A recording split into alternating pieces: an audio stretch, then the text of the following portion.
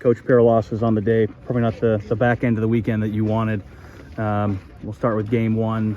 Talk to me a little bit about that big sixth inning first. Yeah, we got down pretty big. Our pitching staff didn't throw enough strikes this weekend to kind of keep us in games. But, we come in the sixth inning right there, and we just strung together a bunch of really good at-bats and, made it close.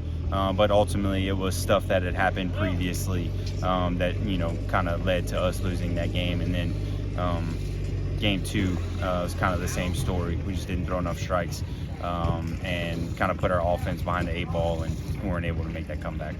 Being able to put together a big inning like that, and you did it yesterday too, putting up 8 in one inning, that's got to show some signs of hope and resiliency. Yeah, we definitely know we can hit, and we definitely know our offense can score in a bunch of different ways. Going into the first weekend, it's always trying to figure out kind of who's going to step up and do some things. And, offensively, I thought we did an okay job this weekend, but we've got to get better pretty much at all aspects of the baseball game. Thanks, Coach.